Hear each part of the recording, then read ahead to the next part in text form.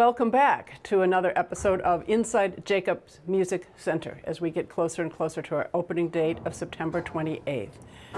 I'm Martha Gilmer. I'm President and CEO of the San Diego Symphony Orchestra, and I'm thrilled to be here today with Bob Knight, who is the curator of the organ here, one of our most famous features. And Bob has been really intent over the last 2 years, maybe more, on the restoration and cleaning of this instrument, and is here to talk to you a little bit about why it is so important and why it's so unique. So Bob, how long have you been doing this, and how did you get involved in this really specialized I started field? out as a child holding the flashlight, or at that time the drop light with a cord for my father. So he was an organ tuner as well? Both my father and grandfather apprenticed as organ builders when they were young, and later went on to other things, but kept doing organ work a little bit of organ work kind of as a hobby. So you really came at it from your youth. Yes. And are there a lot of organ curators in this world? Do you talk to each other? And Most of us know each other. The pool's dwindling all the time. It's getting fewer and fewer people. It's kind of depressing when we go to the conventions and things, and I'm the young guy. Hi, I'm Bob Knight. I'm the organ curator for the San Diego Symphony. Every time the organ's used, whether it's a rehearsal or performance, I'm here with the organ. I get the console out, I turn the organ on, I get it ready. My ancestor Thomas Knight apprenticed with John Byfield, who was the organ builder for King George III of England. Organ building encompasses almost every construction skill there is. You know, you got to solder and electrical and woodwork, so it's good to know all those things. My dad worked on organs, including this one. He was part of the theater organ group that maintained it in the 70s, so when I was 7 or 8 years old, I spent lots of hours sitting out there at the console holding keys for him tuning in the dark hall. If you don't think that's scary for an 8-year-old sitting out there in the dark in the big hall. This organ was built in 1923 by the Robert Morton Organ Company in Van Nuys. It's a real genuine California organ. So this organ was more of an orchestral organ. It was a design that was popular from the 1890s to 1920s, and they were designed for playing organ transcriptions of orchestral pieces. In the 1950s, they made the organ a lot more theatery. When we were built it about 15 years ago, we jazzed it up a lot more, so it's really a top theater organ now. So this is the organ console. It's made out of Cuban mahogany, which you can't get anymore. It's very distinctive. Every one of the keys and every one of these stops is a different sound. These are covered in walrus ivory. They're not elephant ivory. In the 1920s, it must have been easier for Robert Morton in California to get walrus ivory from Alaska than it was to get elephant ivory from Africa. So most of the Robert Morton organs have walrus ivory keys. The longer the pipe, the lower the note, because the sound waves is longer. So the biggest pipes are the lowest tones, and the little tiny pipes, have higher. The percussion instruments in the organ are actually real Deagon orchestral percussions. They're laid out chromatically, and they have a little pneumatic action, each one, that the hammer strikes the bar. And so here we have a xylophone, and up above are orchestra bells. The theater organ was built to play popular music of the time. This organ certainly has a very generous complement of everything. It's got a snare drum, a tap drum, a bass drum, it's got all kinds of cymbals. There on the wall you can see we've got a fire bell, it's got all kinds of sound effects, and a car horn. But of course, because this organ was built in 1923, the car horn isn't a car horn like we now expect a car horn. Is one of the Uga car horns, like a Model T. The pipes are in this room, and these swell shades open up to let the sound out. So the organist has a pedal in the middle of the console that he pushes down, and the farther down he pushes it, the more of these open and the more sound gets let out. But you can be playing full organ and close these, and it gets real quiet. There's a lot of exciting things we've been able to do because of the building renovation. We decided to open up these 3 arches here to allow better tonal egress of the organ, so it'll make a big difference for the musicians and the conductor being able to hear the direct organ sound as opposed to hearing the sound bouncing off the balcony. tell us a little bit about why you're excited. Here we are standing in this room where the organ pipes are surrounding us. Why are you excited to bring this organ back? Well, for one thing, this is a tremendous organ. It's always been the largest theater organ in town, and we've really we've expanded the size recently, and we're adding more to it right now as part of this work. And we're opening more tonal egress for the organ. It was always difficult for the organist to hear the organ on stage because the tone openings were very far out in the house, and all the organist heard was reflected sound off the balcony wall, and also being in the musicians of the orchestra, they really couldn't hear very well. And now with these arch openings, it'll give a direct line of sight tonal egress of the organ to the conductor and the organist and the musicians. They'll be able to hear it much better, which will make much better music making. Where will the console be when an organist is playing? Usually they put the console off to one side when it's part of the instrument in the orchestra.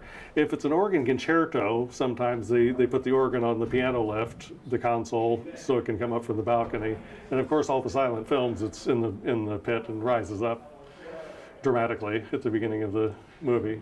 Now the history of this organ is an interesting one. It didn't start here, did it? No. This organ was originally installed in the Balboa Theater a few blocks away. When this hall was built in 1929, it was still the biggest theater organ in town, and the same company owned both theaters.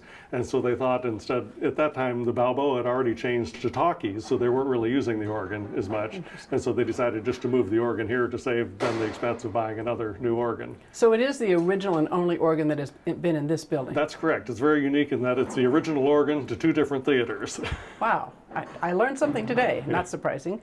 You mentioned a new portion of the organ, and you have found these pipes to be added. What we're adding is really a small two-manual classical organ that will be part of the bigger organ. It can be used either by itself or in combination with the rest of the organ. The traditional classical organ is very vertical in tonal structure. There isn't much difference in timbre of the sounds, but the pitches are arranged in an octave above concert pitch, 2 octaves above, 3/4 in the harmonic train above.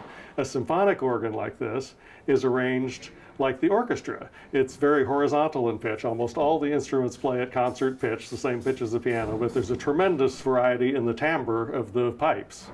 And so with this, we're really combining the best of both. We'll have the vertical tone structure of the classical divisions, and we'll still have our original orchestral layout. This is the sound that is characteristic of the organ. It doesn't imitate anything else. It's not a flute or violin or trumpet. It's an organ. And the theater organs typically had 1 or 2 diapasons. That's all we have in this organ now. Even though it was a very large theater organ, it only had 2 diapasons. And it didn't have any principal chorus of the pitches going up. And that's what we're adding is the classical organ principal chorus that go up at an octave above concert pitch, 2 octaves, and then a mixture that has the harmonics above it in 2 different varieties of those, so the organist can pick those for the more classical organ pieces. Pipes that tend to be real skinny, the air molecules rub against each other, and those create turbulence, and that's the harmonics of the pipe. So a pipe that's real skinny, the sound wave rubs against each other and is going back and forth, and makes a lot of harmonics, a real bright sound. Wow. That's very different. And then a pipe that's wider, the air doesn't rub against it so much, and it makes a What little about sound. this one? This is a really unusual shape. This is an English horn, and it's an orchestrally imitative pipe, and it's made, the conical portion is made to imitate exactly the orchestral English horn. And so it really does sound like an English horn. And saxophone? Really? Well, the saxophones, That's Maybe. definitely the theater organ. yeah. There's a lot of these, the orchestral and the jazz instrument stops we have, you don't find them at all in church organs. Yeah, right. So you can see this tuba pipe is nice and fat here, and it makes a big fat round sound. And so here we have this is an English post horn, and this is very skinny, and you can say the same size point, the same note. And that's what a difference in the harmonics the skinny resonator makes with the sound wave rubbing against each other. And all the construction workers out there working must be hearing these What wild the heck sounds are they coming out. doing? It's great. An elephant in there. So I watched as they packed this organ up in boxes and was taken out really early in the construction process. Pipes are made out of different materials. Can you talk to us about that? That's right. Most of the organ pipes are made out of a mixture of tin and lead. And if you can see, maybe on this pipe right here, on this section. This is typical organ metal, and this is a mixture of tin and lead. The spots are tin, and the webbing is the lead. And when they mix the pipe metals, it doesn't really mix. It's kind of like Italian salad dressing, that the oil and the vinegar doesn't mix together. It's just kind of shaken up. And when the pipe metal cools, that's how it is. It's called spotted metal. And the smaller the spots are, the more tin it has. And so lead, this pipe is almost pure lead. Lead being much softer and denser than tin, typically all other things being equal, the more lead a pipe has, the more flute-like and sweeter tone it has, and the more tin it has, the more brighter or string-like tone it has. Fascinating. Oh yeah. And this pipe here is string pipe. This is almost pure tin. Wow. And some of the flue pipes are made out of wood. Again, there's different types of wood used. Typically, the average pipe is made out of, at this time, was made out of California sugar pine. Now they don't use it because all those trees have been cut down and turned into organ pipes. They use poplar now. But this pipe is a California sugar pine pipe, and they typically have a very sweet flute-like tone.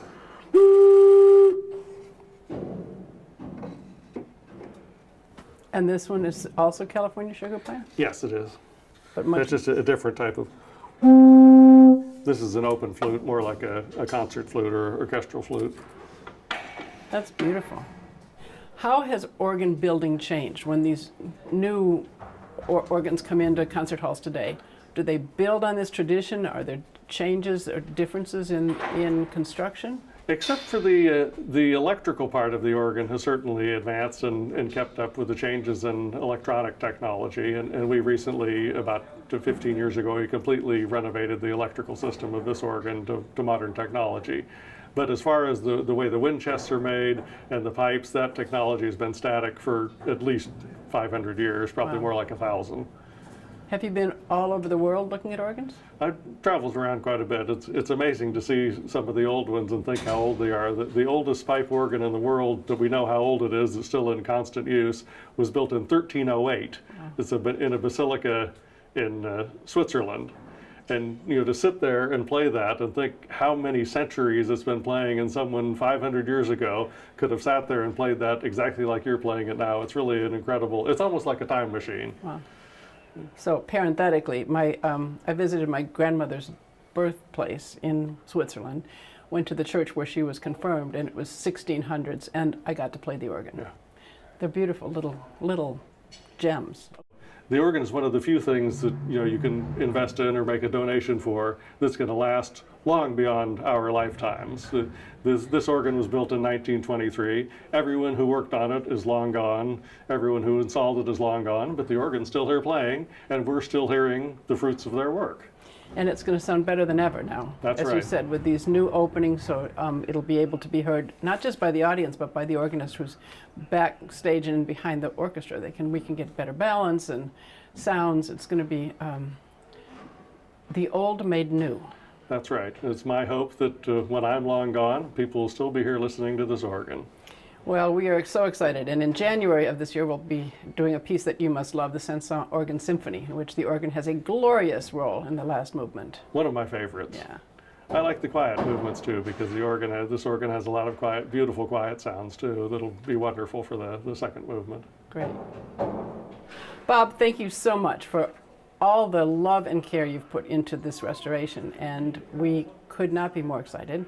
I know you and I can't wait to hear it, and hopefully that's coming up in a few weeks.